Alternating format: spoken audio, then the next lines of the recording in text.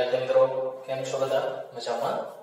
ધોરણ 8 ની અંદર આપણે વિજ્ઞાન વિષય 8માના વિજ્ઞાનની અંદર મિત્રો આપણે જે 12મો પાઠ ચાલુ છે જેનું નામ છે ઘર્ષણ ફ્રિક્શન. તો એના આપણે યાદ રાખવાના મુદ્દા કરેલા હતા 15. આજે 16 થી લઈને 22 મુદ્દા આપણે કરવાના છે. આની પહેલા પણ કહ્યું હતું મિત્રો કે જ્યારે કોઈ પણ પાઠ ભણતા હોય એ સમયે તેના જે મહત્વના મુદ્દાઓ છે એની જો આપણે ચર્ચા કરી લઈએ તો આખા પાઠની અંદર શું આવે છે એનો આપણે ચિતાર મેળવી શકીએ. બરાબર? જે આખા પાઠ છે મિત્રો એના પ્રશ્ન જવાબ સ્વરૂપે આપણે બધું જ કરતા હોઈએ, પરંતુ વિદ્યાર્થીઓ તેને શું માની લે છે કે આટલું મારે પાકું કરવાનું છે, આટલામાંથી મારા માર્ક્સ મેળવવાના છે. વિદ્યાર્થી ત્યાં જ ભૂલ કરે છે. લાંબા ગાળા માટે જો યાદ રાખવું હોય તો વસ્તુને સમજવી પડે. વસ્તુ જેટલી સમજીને કરશો એટલી તમને વધારે ને વધારે સમજાશે અને લોંગ ટાઈમ માટે યાદ રહેશે. તમે તમારી મેળે પણ લખી શકશો. જે પ્રશ્ન પૂછ્યો એનો જ તમારે જે જવાબ આપવાનો હોય એ વ્યવસ્થિત રીતે જો આપી દો તો તમારું કામ ઈઝી થઈ જાય. પરંતુ બધાય ગોખણપટ્ટી કરે છે કે જે લખ્યું છે એ શબ્દ એ જ લખવાનો છે. તો મિત્રો એ ભૂલ ભરેલું છે. જે તમને અહીંયા કરાવતા હોય એ સમજાવવા માટે કરાવતા હોય અને પ્રશ્ન જવાબ છે એ લખવાનો તો હોય જ, એના વગર તો છૂટકો નથી. પણ સમજીને જો લખો તો લોંગ ટાઈમ માટે યાદ રહે. આ પહેલેથી જ કહી દઉં છું. તો આજના સેશન સ્ટાર્ટ કર્યા પહેલા આ બધી જ સૂચનાઓ તમને આપવી જરૂરી હતી. આજે યાદ રાખવાના મુદ્દા આપણે કમ્પ્લીટ થઈ જશે. આના પછીના લેક્ચરમાં લેક્ચર નંબર 76 થી આપણે પ્રશ્ન જવાબ પાઠ્યપુસ્તકના સ્ટાર્ટ કરીશું. પણ એની પહેલા આજના યાદ રાખવાના મુદ્દા. તો આજના યાદ રાખવાના જેટલા મુદ્દા છે એની આપણે ચર્ચા કરવાની છે. બરાબર? ચાલો તો ધોરણ 8 વિષય વિજ્ઞાન 12મો પાઠ જેનું નામ છે ઘર્ષણ કે ફ્રિક્શન. લેક્ચર નંબર છે તમારો 75. યાદ રાખવાના મુદ્દામાં 100મો મુદ્દો. જે મશીનોમાં ઊંજણ તેલ તરીકે તેલનો ઉપયોગ ના કરવાની સલાહ આપવામાં આવે છે ત્યાં તેના ગતિશીલ ભાગો વચ્ચે હવાના સ્તરનો ઉપયોગ કરવામાં આવે છે. શું છે મિત્રો? મોસ્ટ ઓફ મશીનરી છે, એન્જિન, પછી એન્જિન કેના હોય, સ્કૂટરના હોય, બાઇક્સના હોય, મોટી મશીન ફેક્ટરીના હોય, જ્યાં ચક્ર વાપરવામાં આવે છે. બરાબર? એ બધા મશીન છે.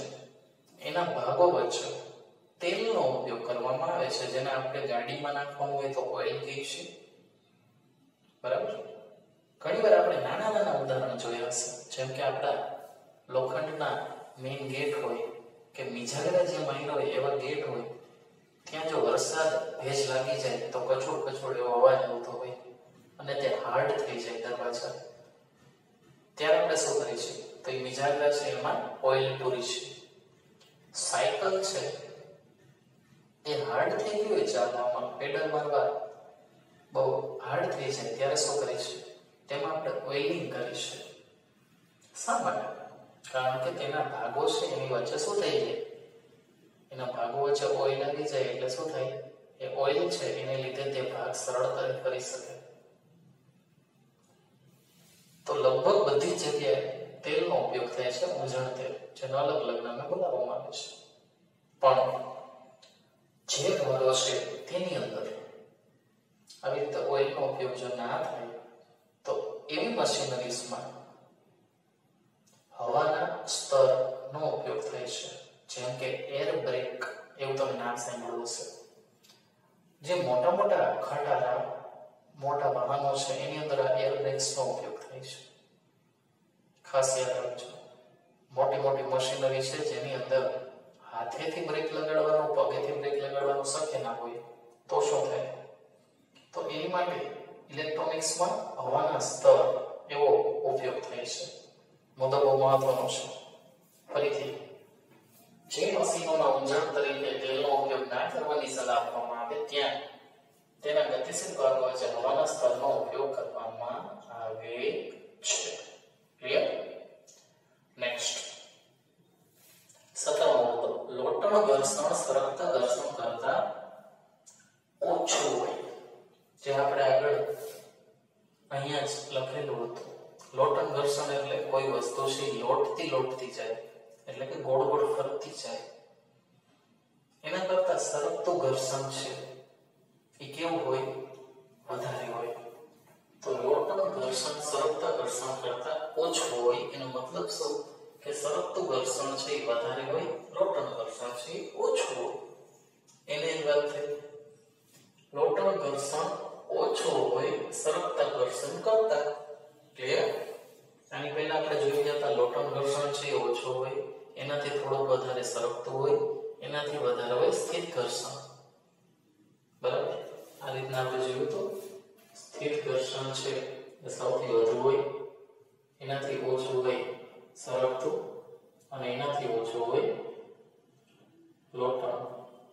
લોટણ સૌથી ઓછું, પછી જેમ જેમ ઉપર જઈએ એમ વધુ થતું જાય. સમજાણું? એમ વધતું જાય. ક્લિયર? હા કે ના? બરોબર.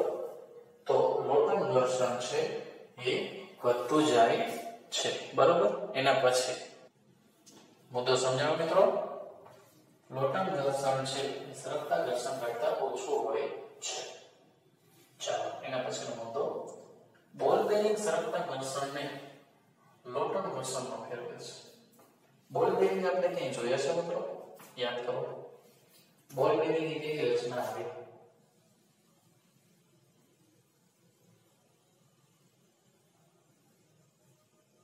આવી રચના ક્યાંય જોઈ છે? આને બોલ બેરિંગ કહેવાય. કોઈ પણ વાહનમાં, કોઈ પણ મશીનરીમાં બોલ બેરિંગ મહત્વના હોય છે. આ છે કે પાઇપ સાથે જોડેલા હોય, અને આ છે બીજા ભાગ સાથે જોડાયેલા હોય. વચ્ચે જે બેરિંગ છે, બોલ કહેવાય. આ બેરિંગ છે વર્તુળ, અને વચ્ચે છે બોલ છે.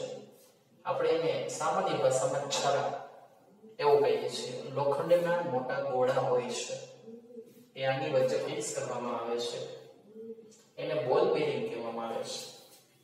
આ રચના છે એ બેરિંગ છે, અને આ રચના છે બોલ છે. આને કહેવાય બોલ બેરિંગ. શું કહેવાય? બોલ બેરિંગ. બોલ બેરિંગ સરકતા ઘર્ષણને લોટણ ઘર્ષણમાં ફેરવે છે. આપણે જ્યારે ચેન ચલાવીએ છીએ ત્યારે આપણે સરકીએ છીએ.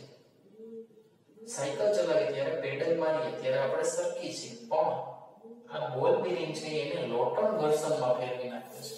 કારણ કે ઘર્ષણ લોટણ થવાથી જ આગળ ને આગળ આપણે જઈએ છીએ. સમજાયું? તો મુદ્દો બહુ સિમ્પલ છે.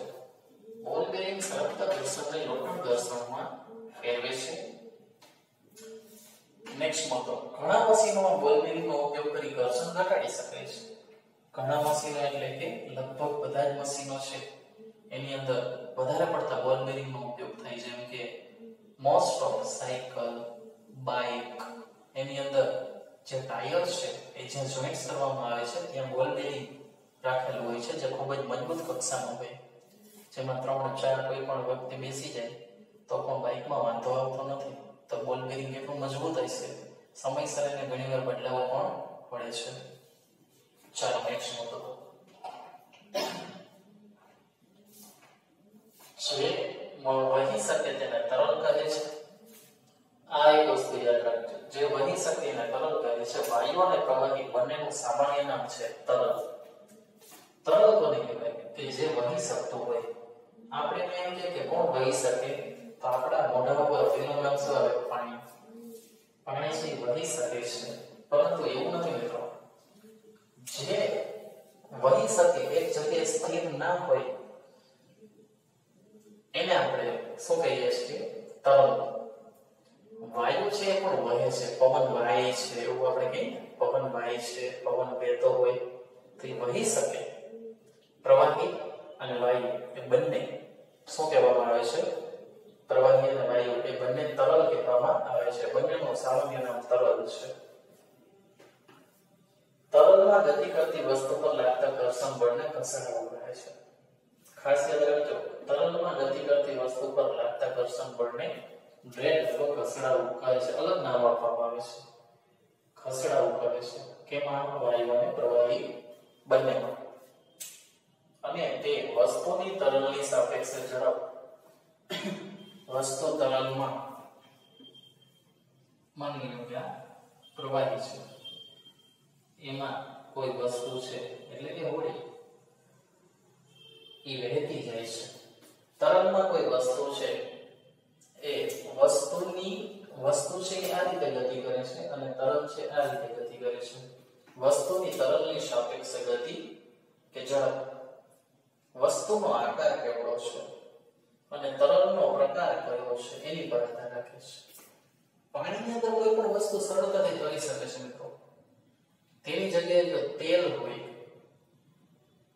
તમે કાર્ડબોર્ડ હોય એની ઉપર તેલનું ટીપું મૂકો, પાણીનું ટીપું મૂકો, જ્યુસનું ટીપું મૂકો, આ બધા જ અલગ અલગ જાતના પ્રવાહી છે. તો કયું પ્રવાહી ઝડપથી જશે એ એની તરલતા કહેવાય. પાણી છે સૌથી વધારે ઝડપથી જશે, સરકશે. થોડું ઘટ પ્રવાહી છે તેલ, એ પાણી કરતાં થોડું ઓછું ઝડપે જશે. અને જ્યુસ છે એમાં વધારે ઘન પદાર્થો અંદર હોય પ્રવાહીમાં, એટલા માટે શું હોય એની ઉપર આધારિત છે. અને લાસ્ટ મુદ્દો, તરલમાં ગતિ કરતી વસ્તુ પર ડ્રેગ લાગવાને કારણે એટલે ઘસડાવાને કારણે ઊર્જાનો વ્યય થાય છે. જેમ જેમ કાર્ય થાય ઊર્જા ખર્ચાય. તો તરલ જેમ જેમ વધે એમ એમાં ઊર્જા રહેલી છે એનો શું થઈ જાય? વ્યય. વસ્તુની ઊર્જાનો વ્યય શક્ય તેટલો ઓછો થાય તે માટે ઘર્ષણ ઘટાડવાના પ્રયત્નમાં તેને વિશિષ્ટ આકાર આપવામાં આવે છે, જેને ધારાલેયી કે સુવાહી આકાર કહે છે. પાણી દ્વારા બોટ પર લાગતું ઘર્ષણ ઓછું થાય એટલા માટે હોડીનો આકાર એક નિશ્ચિત રાખવામાં આવે છે, આ રીતનો. જેથી પાણી છે એમાં હોડી છે એને ચીરીને, પાણીને ચીરીને સરળતાથી આગળ ગતિ કરી શકે. આવા આકારને કહેવાય ધારાલેયી કે સુવાહી આકાર. સમજાયું? આગળના બહુ જ સરળ અને સ્પષ્ટ મુદ્દાઓ છે મિત્રો. તો ચાલો બધા જ મુદ્દા એકવાર ફરીથી રિપીટ કરી જઈએ. બરાબર? જે મશીનોમાં ઉંજણ તરીકે તેલનો ઉપયોગ ન કરવાની સલાહ આપવામાં આવે છે ત્યારે તેના ગતિશીલ ભાગો વચ્ચે હવાના સ્તરનો ઉપયોગ થાય છે. લોટન ઘર્ષણ સરકતા ઘર્ષણ કરતા ઓછું હોય છે. બોલ બેરિંગ સરકતા ઘર્ષણને લોટન ઘર્ષણમાં ફેરવે છે. ઘણા મશીનોમાં બોલ બેરિંગનો ઉપયોગ કરી ઘર્ષણ ઘટાડી શકાય છે. જે વહી શકે તેને તરલ કહે છે. વાયુ અને પ્રવાહી બંનેનું સામાન્ય નામ તરલ છે.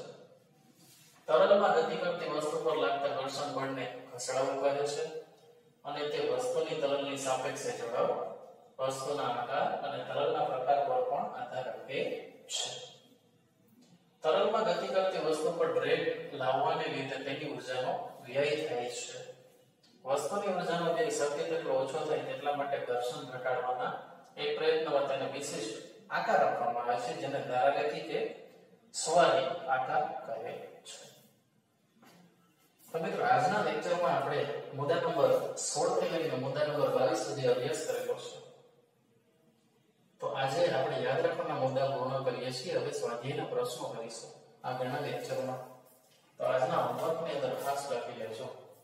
આજના હોમવર્કમાં મુદ્દા નંબર 16 થી મુદ્દા નંબર 22 CW અને HW માં એક વાર એટલે કે 2 વાર તમારે કરવાના છે. સમજાય છે? બરોબર? ચાલો તો આજે આપણે 12મા પાઠને યાદ રાખવાના મુદ્દા પૂર્ણ કરીએ છીએ. હવે આવતા નેક્સ્ટ લેક્ચરમાં સ્વાધ્યાયના પ્રશ્નોની શરૂઆત કરીશું. તો ચાલો મિત્રો મળશું આવતા નેક્સ્ટ વિડિયોમાં. ત્યાં સુધી બધા જ મિત્રો ઘરે રહો, સુરક્ષિત રહો. Thank you.